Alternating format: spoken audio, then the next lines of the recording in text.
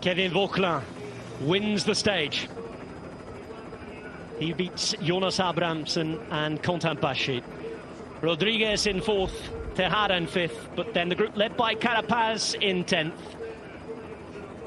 And it looks as though, we think, Tadej Pogačar will be the new leader. Well, this race is on, and no mistake, we are excited, are we not? And so, indeed, are the French fans. 2 wins for them in as many days. The first time they've been able to enjoy that level of success at their home Grand Tour in 56 years. What a ride from Kevin Vauquelin, Robbie. Massive ride for Kevin Vauquelin and for his team, Arkea B&B Hotels. They haven't won a Tour de France stage before. But as you said, 2 French riders, 2 days back-to-back opening the Tour, as you said, and we've got to credit Killian Kelly for that stat. Since 1968, it's been since then the French have had such a successful start. But Vauquelin, he's been building up to something like this. He was second in La Flèche Wallonne this year with very similar gradients, the final climb there to the climb of the San Luca today. And once he got out there in the break, he must have been starting to like his chances with the riders he's out there with. But you've got to get it done, and he did just that. And it was just a perfectly executed ride by the Frenchman. Yeah, it was a hard stage to win, certainly, especially at this stage in a Tour de France when pretty much everyone is still in the mix and everyone has a fight to be fought. It's another win as well for the French in the sense that it is a French team, which is the first time this race. Arkea Samsic coming from my own old hometown of Rennes in Brittany.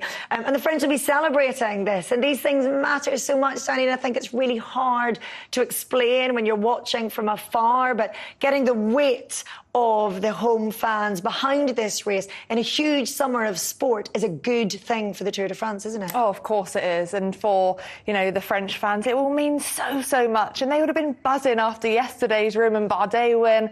And that was the pinnacle, wasn't it? Already a fairy tale. And then to do it again on stage 2. And you said, Adam, at the start of today, this is old school racing again with the breakaway getting so much time, over 8 minutes they had today. But with the composition of riders and the calibre of rider he is on a climb like that, he's done it. Great to see these shots as well. Look what this means. Absolutely huge for him.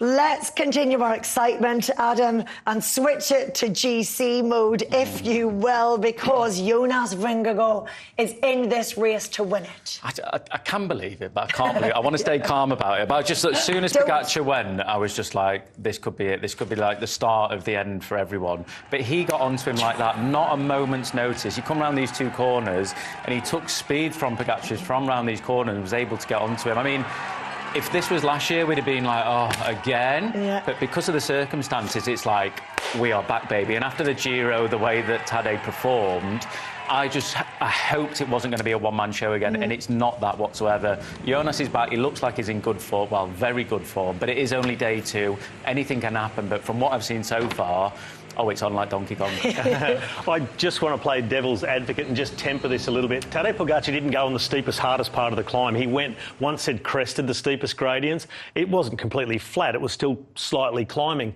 but he waited to go until there. It wasn't the very hardest moment. rode away from everyone else, but we're only going to know the true story when he goes on an extremely hard part of a climb, what Jonas Vingegaard really has. But he did look good, and he responded immediately and rode himself into the wheel. And worked immediately. Yeah, and we can't take that away, not just, physiologically, but also psychologically as well.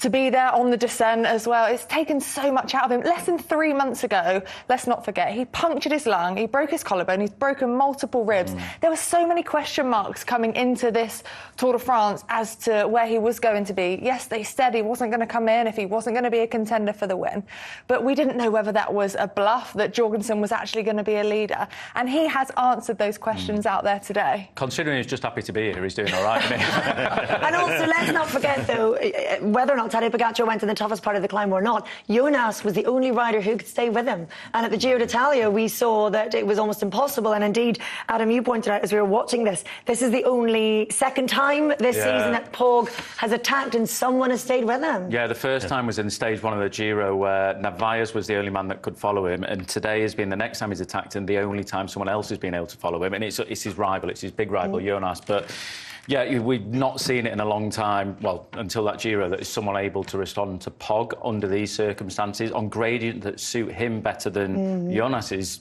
characteristics. He's not the kind of guy that likes the big explosive stuff.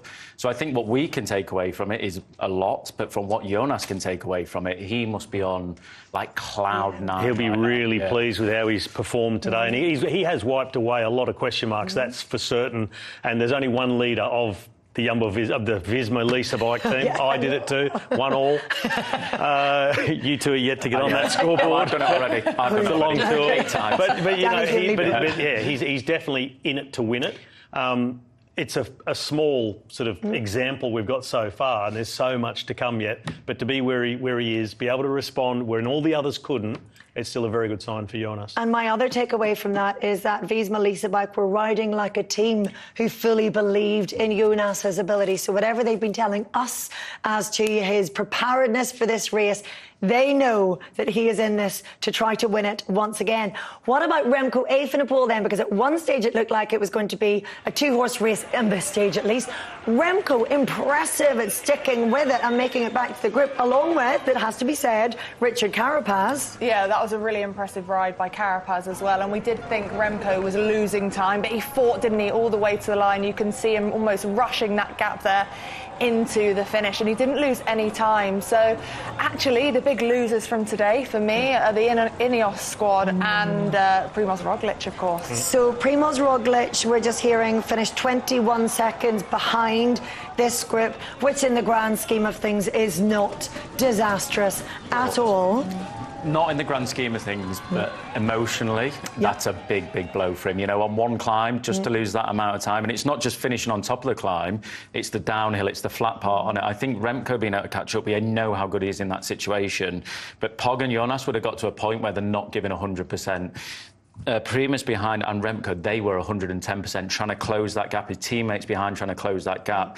So I think for them, they will be quite damaged emotionally by just being like, that's one climb, one attack, and I've already lost time. So it'll be hard for that just to find that morale again. They have to believe, but... And they were there. It's not like they didn't have a good position coming into that climb. We saw them there in the mix when they were together. So they did have the ability to be able to... Well, they didn't have the ability, of course, but they were there if they had the legs, but they didn't. And it's